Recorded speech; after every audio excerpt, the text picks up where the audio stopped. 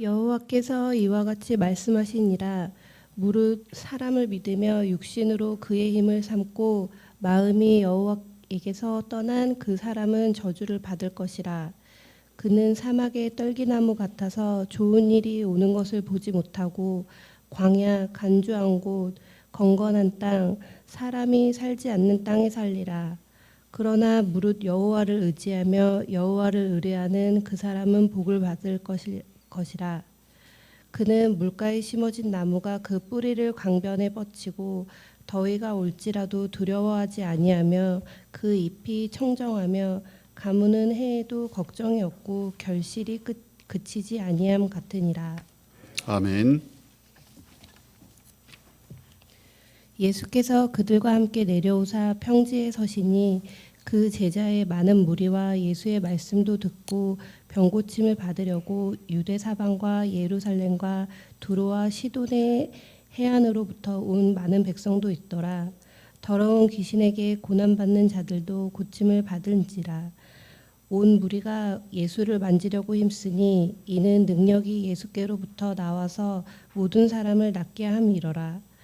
예수께서 눈을 들어 제자들을 보시고 이르시되 너희 가난한 자는 복이 있나니 하나님의 나라가 너희 것임이요 지금 줄인 자는 복이 있나니 너희가 배부름을 얻을 것임이요 지금 우는 자는 복이 있나니 너희가 웃을 것임이요 인자로 말미암아 사람들이 너를 미워하며 멀리하고 욕하고 너희 이름을 악하다 하여 버릴 때에는 너희에게 복이 있도다.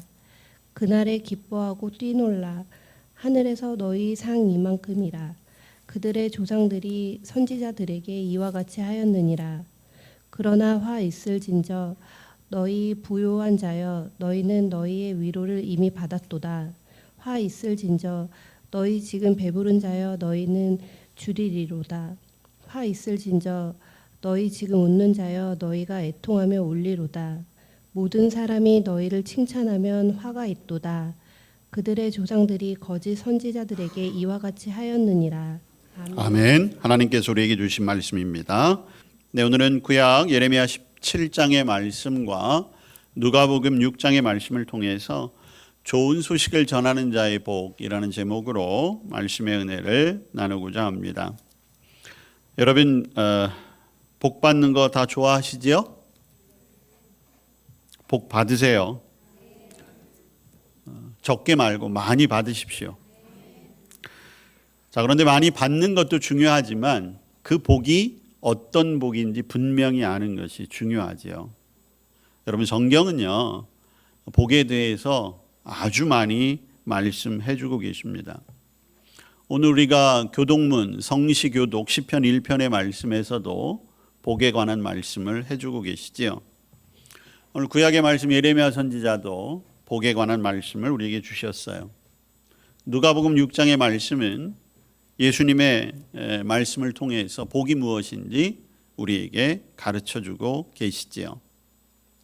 우리가 원하는 복이 무엇일까? 그런데 오늘 우리가 알아야 할 것은 내가 원하는 복, 그리고 지금 내가 누리고 있는 복이 아니라 하나님께서 원하시는 복은 무엇일까? 하나님께서 우리에게 주신 복이 무엇일까를 아는 것이 중요합니다. 제가 얼마 전에 짧은 글귀를 하나 읽었는데 칼릴 지브란이라고 하는 시인이 이런 글을 썼더라고요. 땅은 나무를 통하여 하늘을 향한 시를 짓는데 사람은 그 나무를 부러뜨려 종이를 만들어 거기에서 자신의 허전함을 채운다. 저는 그 식구를 읽고 사실은 좀 큰 충격을 받았어요. 땅은 자신의 땅이 감정이 있다면 자신의 감정을 나무라고 하는 시를 통해서 하늘을 향하여 그것을 표현하는데 사람들은 그 나무를 가차없이 꺾어 종이를 만들어서 거기에다 자신의 마음을 쓰는 시를 써서 그 아름다움에 만족하고 거기에서 기쁨을 얻는다라고 하는 것이죠. 바꿔 이야기하면 땅의 감사와 땅의 기쁨을 사람이 함부로 자신의 것으로 취했다라고 하는 것이죠. 근데 여러분, 이것은 단순히 문학적인 표현이 아니라 신앙적인 영역에서도 충분히 마찬가지예요. 하나님은 끊임없이 우리에게 말씀하세요. 하나님은 끊임없이 복에 대해서 우리에게 말씀하시는데 우리는 그것의 진짜 뜻과 의미를 우리 마음대로 왜곡하고 있다는 거죠. 내가 받고 싶은 것, 내가 알고 싶은 것, 내가 원하는 것으로 해석하고 있다는 거예요. 그러다 보니까 어느 순간 우리는 하나님이 진짜 우리에게 주신 복이 무엇인지 잘 모르는 거예요. 하나님이 진짜 주신 복을 우리는 때때로 깨닫지 못하고 그 복이 화인 줄 아는 거예요. 때로는 하나님이 우리에게 화로, 진노로, 심판으로 주신 건데 우리는 그것을 축복이라고 착각하며 살아간다는 것이지요. 그래서 성경은 곳곳에서 복을 말씀하시는 거예요. 여러분, 하나님은 우리에게 복 주시길 원하시는 분이세요. 하나님은 우리에게 은혜 주시는 분이세요.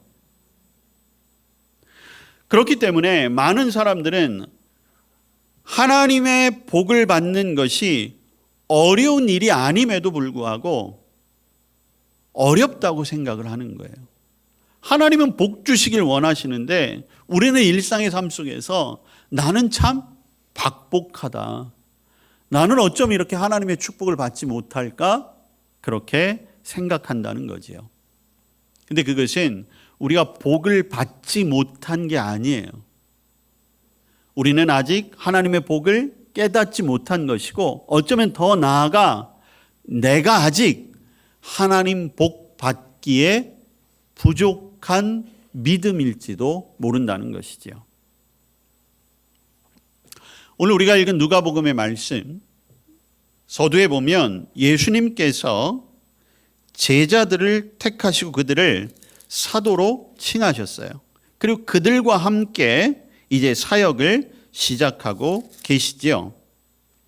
그러면서 오늘 17절 말씀에 보면 예수님이 그들과 함께 내려오사 평지에 서서 말씀하셨다는 거예요. 말씀하시는 동안 놀라운 일들이 일어났어요. 병고침을 얻는 사람들이 있었어요. 귀신에게 고난받는 사람들도 고침을 받았어요. 예수님을 보러 온 사람들은 유대 사람들, 예루살렘에 살던 사람들뿐만 아니라 당시로 따지면 외국이라고 할 수 있는 두로와 시돈에서도 예수님의 소문을 듣고 모여들었어요. 거기에 모여있는 사람들은 오늘 말씀처럼 어떻게 해서든지 예수님을 만지고자 하는 욕망을 가지고 모였던 거예요. 이 말은 다른 말로 이야기하면 예수님으로부터 복받기를 위해서 모였다는 거예요. 목적이 다 똑같았어요.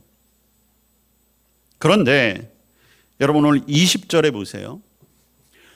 수많은 사람들이 예수님께 복받기 위해 모였는데 오늘 예수님이 제자들을 보시고 말씀하세요. 그리고 그 제자들을 통해 하신 말씀이 뭐예요? 복이 무엇인가? 정말로 여기에 많은 사람들이 예수님을 만지고자 하고 예수님을 만나길 원하고 예수님으로부터 고침을 받고 예수님으로부터 귀신이 쫓겨나가는 것이 복인 줄 알고 예수님께 매달리면서 왔는데 오늘 예수님은 그 제자들을 향해서 진짜 복이 무엇인가 말씀하시는 거예요. 여러분 수많은 사람들 앞에서 말씀하지 않았어요. 왜? 예수님을 알고 계셨던 거예요. 저 사람들에게 있어 지금 복을 이야기해봤자 알아듣지 못한다는 거예요. 왜? 이미 지금 예수님을 만지고자 하는 사람들은 자기 마음에 복의 기준이 딱 정해져 있어요. 예수님을 만지고 예수님을 만나서 병고침을 받으면 복 받은 사람이에요.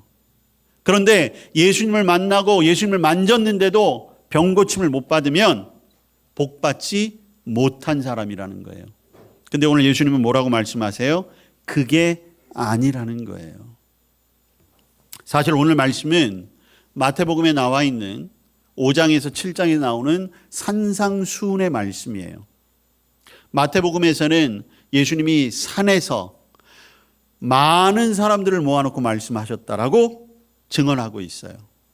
그런데 오늘 누가복음은 같은 내용인데 평지에서 제자들에게 말씀하셨다고 했어요.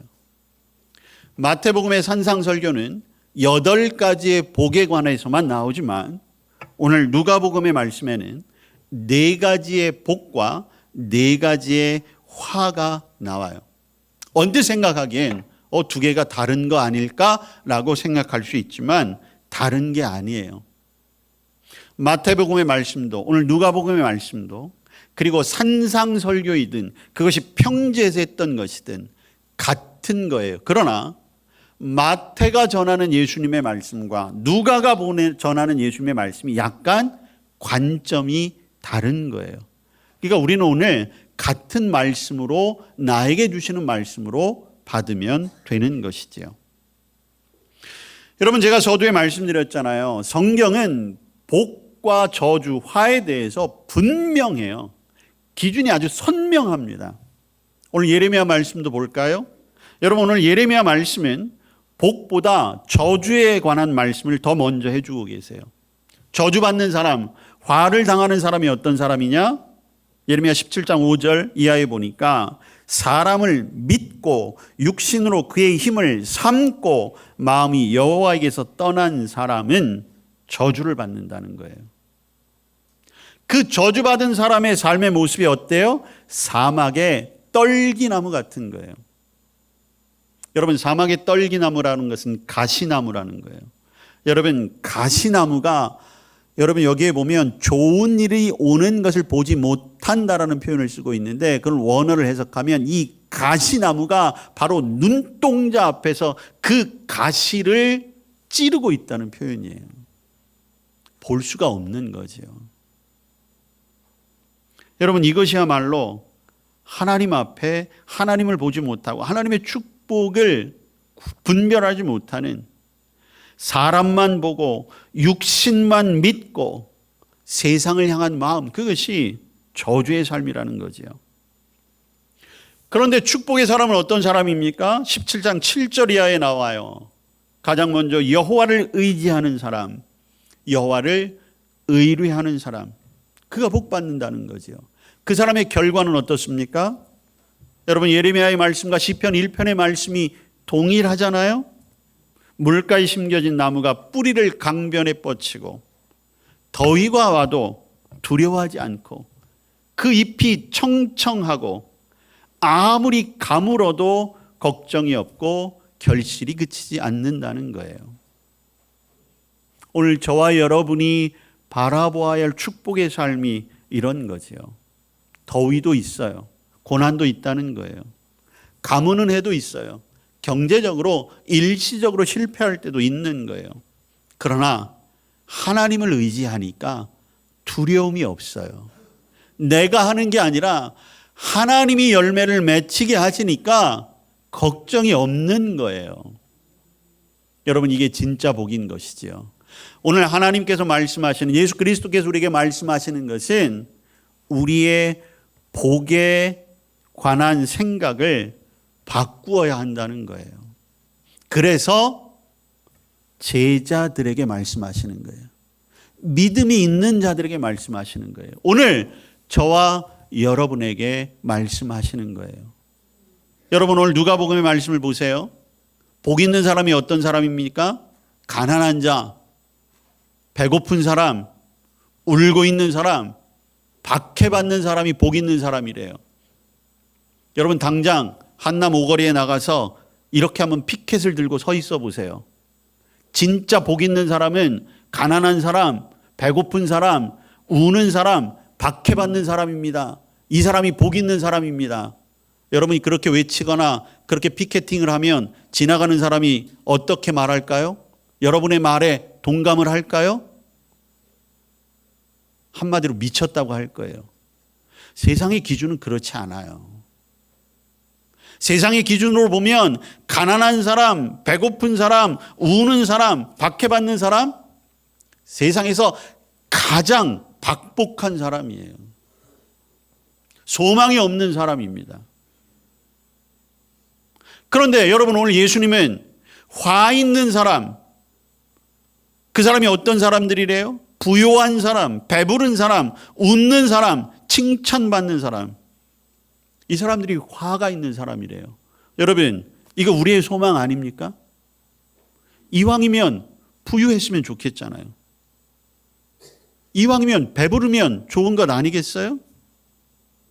날마다 웃음이 계속하면 얼마나 좋겠습니까? 사람들에게 인정받고 칭찬받는 삶. 그래서 여러분, 열심히 공부하고 열심히 회사에 성실히 일하고 이 땅에 성공하려고 하는 이유 아니에요? 그게 행복이라고 생각하는 것 아닙니까? 근데 오늘 예수님은 이것을 철저하게 비교함을 말씀하세요. 여러분, 오늘 본문의 말씀을 다시 한번 볼게요. 여러분, 20절 이하에 보시면 우리가 주목해야 할 것이, 첫 번째는 제자들에게 말씀하셨다는 것이고요. 두 번째는 지금이라고 하는 단어예요. 21절에 보시면 지금 줄인 자, 지금 우는 자, 이런 표현들이 나와요. 여러분, 마태복음은 심령이 가난한 자, 의에 줄이고 목마른 자, 이런 표현들을 쓰고 있거든요. 그래서 마태복음의 산상수훈은 조금은 추상적인 것 같고 개념적인 것처럼 받아들여질 수 있어요. 근데 오늘 누가복음의 예수님은 사실은 굉장히 직설적이세요. 지금 너 가난하잖아, 이거예요. 왜냐하면 제자들이 지금 그렇거든요. 예수님을 따라 나온 제자들이 지금 누구보다도 가난해요. 누구보다도 배고파요. 누구보다도 울고 있어요. 그리고 누구보다도 박해받고 있기 때문이에요. 여러분, 예수님의 제자들, 12제자들의 면면을 보시면 그들은 그런 대로 살아갈 만한 사람들이었어요. 베드로 어부였으니까 오늘날의 기준으로 보면, 물론 뭐 어떤 직업이든지 경제적인 차이는 다 있게 마련이지만 통상적으로 우리가 어부가 부자라는 생각은 잘 안 하게 되잖아요. 그렇지만 당시의 어부, 베드로와 같이 오랜 경험이 있으면 그래도 중상 이상의 삶을 살 수 있어요. 세베대의 아들 야고보와 요한은 지금으로 이야기하면 가업을 잇고 있되 경제적인 부도 탄탄한 사람들이었어요. 베드로와 야고보와 요한이 어떻게 했어요? 예수님께 부름받은 순간 다 버렸다고 했잖아요. 스스로 가난해진 거예요. 그들은 더 이상 소유가 없어요. 그들은 하루 세 끼를 걱정해야만 했어요. 예수님을 포함한 12명은 매 끼니가 걱정이에요. 어떻게 먹고 살지?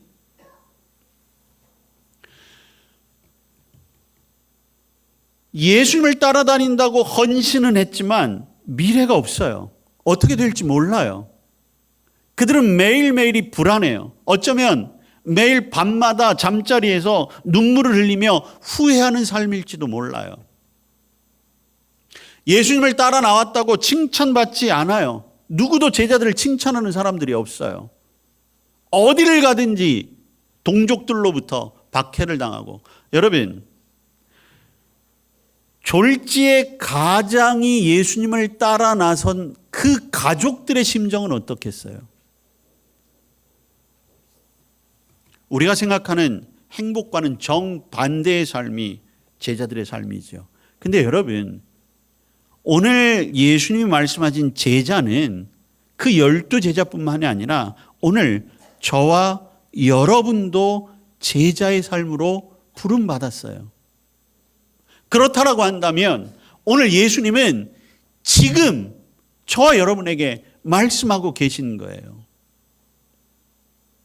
자, 먼저 가난한 자가 복이 있고 부요한 자가 화가 있다라고 말씀하고 있어요. 20절 말씀에 보면 제자들 부르고 이르시되 너희 가난한 자는 복이 있나니 하나님의 나라가 너희 것이다. 24절에 보세요. 화 있을진저.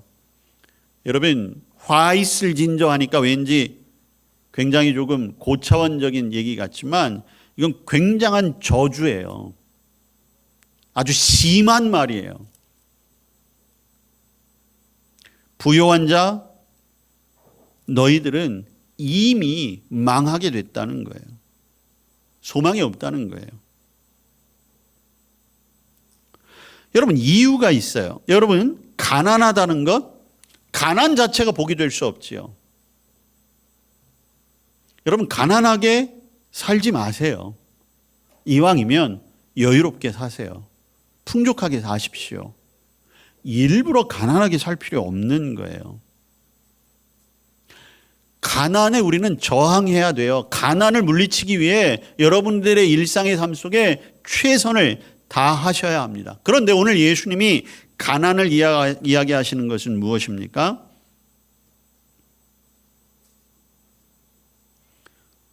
좋은 집, 많은 돈, 남부럽지 않은 취미 생활.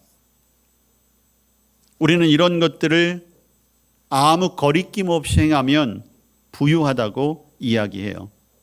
그런데 여기에 지배당하면 안 된다는 거예요. 오늘 우리가 주목해야 할 것은 가난한 자에게 하나님의 나라가 임한다라고 하는 소망. 그런데 그것보다 더 현실적인 것은 24절에 나와 있는 부요한 자여 너희는 너희의 위로를 이미 받았다는 거예요.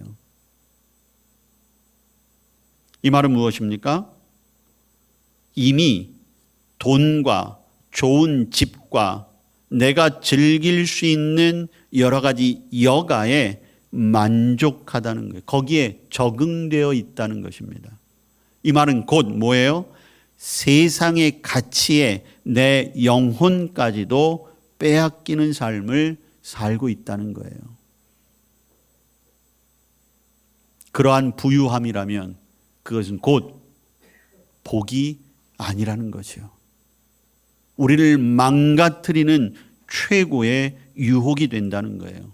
그래서 초대교회의 많은 영성가들이나 수도사들은 자발적인 가난을 택한 이유가 거기에 있는 거예요. 그렇다고 오늘 사는 저와 여러분이 모두가 수도사들처럼 살 수는 없지요. 그러나 여러분, 그 정신을 반드시 기억하십시오. 물질의 노예로 살면 안 돼요. 물질이 우리의 신이 되어서는 안 됩니다. 그래서 예수님이 곧이어 하신 말씀이 뭐예요? 줄인 자와 배부른 자예요. 우리는 이 가난한 자는 늘 배고플 것이라고 생각하지요. 부유한 자는 늘 배부를 것이라고 생각을 하잖아요. 그런데 여러분 21절에 보세요. 지금 줄인 자가 복이 있어 배부름을 얻을 것이요. 25절 보세요. 화가 있을 건데 지금 배부른 자여 너희가 줄이리로다. 지금 우리를 만족하게 하는 세상의 모든 것들이 한순간 바뀌어질 수 있다는 거예요. 세상의 만족에서 우리의 시선을 떼어내 하나님을 향하여 줄인 자가 되어야 하는 것입니다. 여러분, 여기에 줄인 자라고 하는 실제로 먹지 못하는 사람? 아니에요. 여러분, 지금 세상이 아무리 어렵다라고는 하지만 여기 우리 어르신들 많이 계시잖아요. 여러분들이 청년 시대의 배고픔과 지금 겪고 있는 배고픔은 분명히 차이가 있습니다. 적어도 오늘 이곳에 예배하시는 분들 중에는 정말 끼니거리가 없어서 못 먹는 분은 없으신 것 같아요. 다이어트 때문에 배고픔은 겪어보지만 먹을 게 없어서 배고픔을 요 근래 겪어보신 분 계십니까? 적어도 우리의 수준이 30년, 50년 전보다는 훨씬 좋아졌어요. 그건 분명해요. 그런데 거기에서 이 일상에 매몰되다 보니까 우리의 영혼의 갈증을 잃어버린 세대가 되고 말았습니다.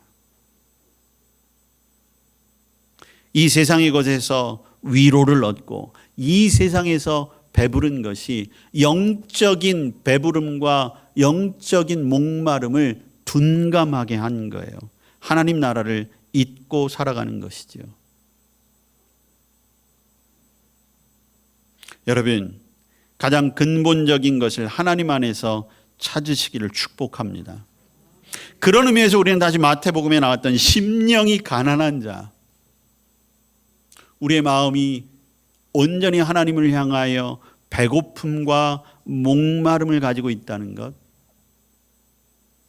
거기에서 우리가 만족을 얻게 될 때 우리의 영적인 삶뿐만이 아니라 여러분, 하나님의 복은 실제적인 복이 함께 옵니다.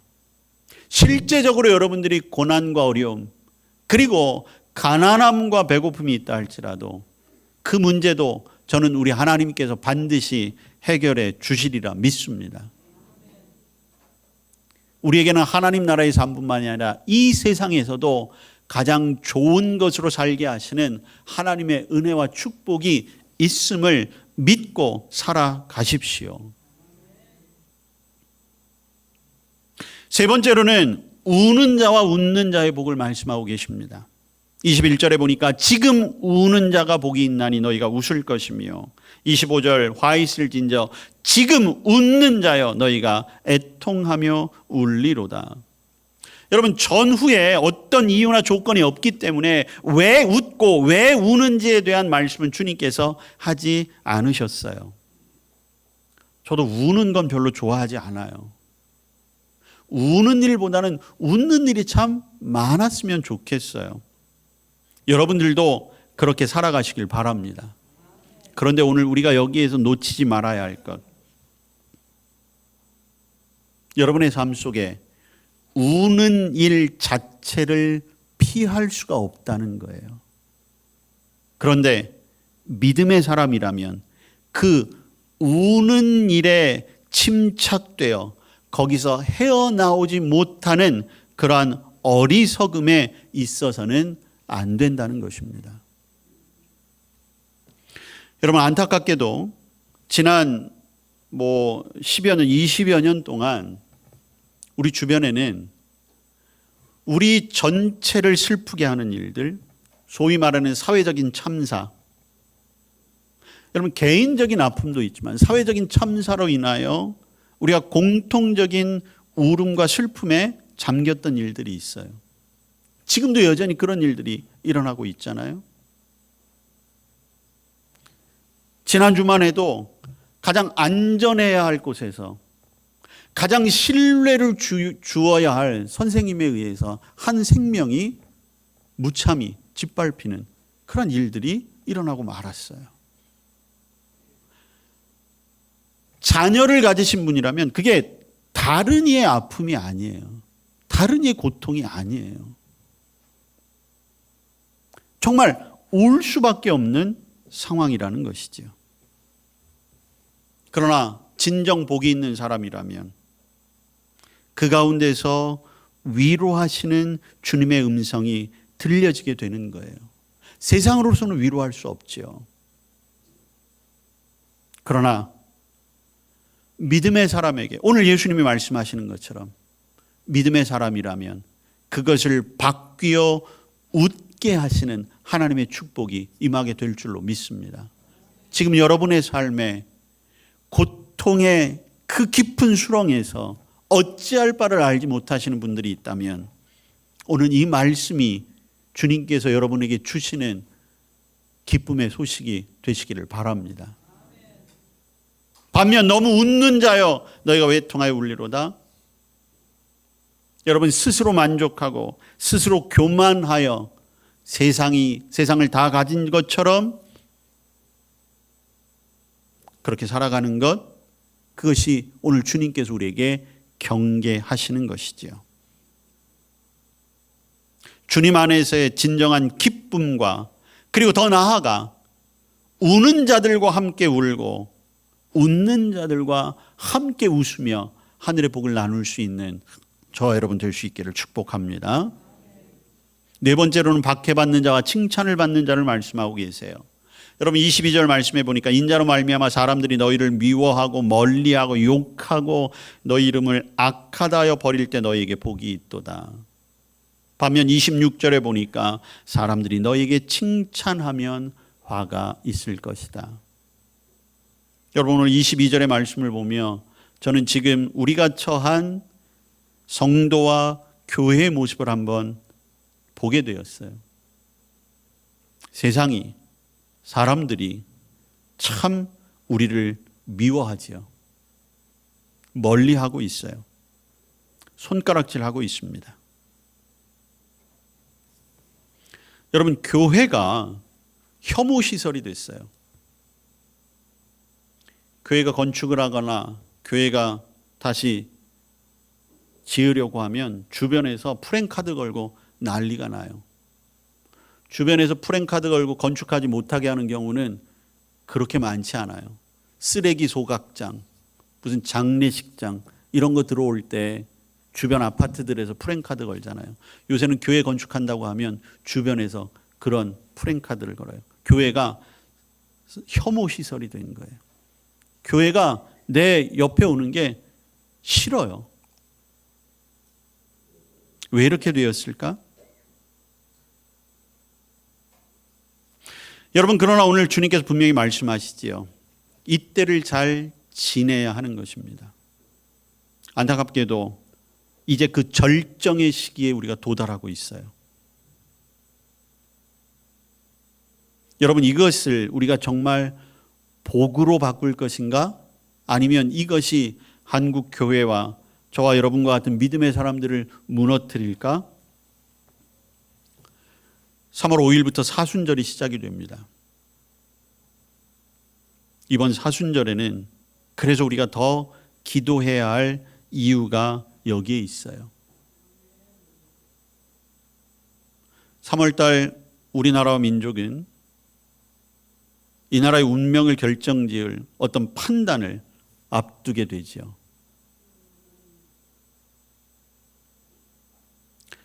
기도해야 할 이유가 분명합니다.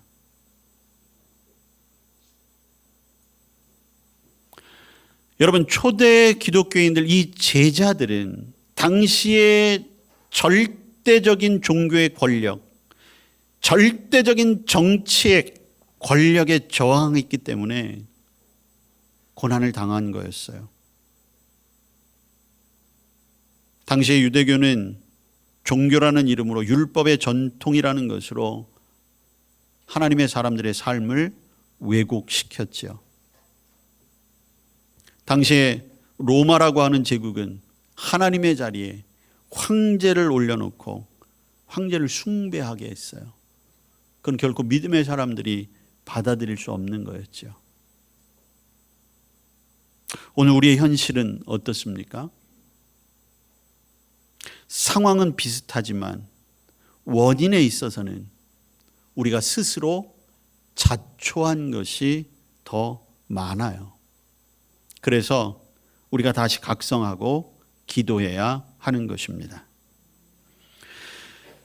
오늘 예수님께서는 박해받는 자들을 향하여 23절에 보면 그날에 기뻐하며 뛰놀라 하늘에서 너희 상이 큼이라 말씀하고 계십니다.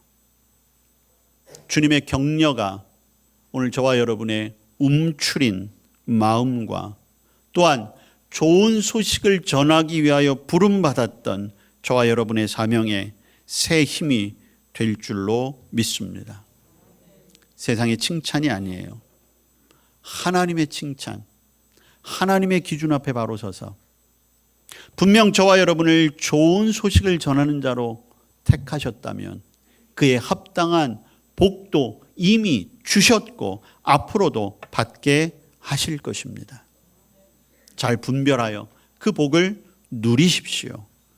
그리고 그 복을 저와 여러분의 삶을 통해 이 땅 가운데 나누시기를 바랍니다. 세상의 그 얄팍한 복에 우리의 마음을 빼앗기지 마시고 영원한 하나님 나라의 참된 복, 그것을 바라보시며 이 땅 가운데서도 하늘의 복 가운데 살아가는 저와 여러분 될 수 있기를 축복합니다. 아멘. 하나님 나라의 복을 온전히 보게 하여 주시옵소서. 지금으로 판단하는 것이 아니라 하나님께서 주신 것, 또한 하나님 나라에서 누릴 은혜와 복을 기억하며 이 땅에서도 소망 가지고 살아가게 하여 주옵소서. 예수님 이름으로 기도합니다. 아멘.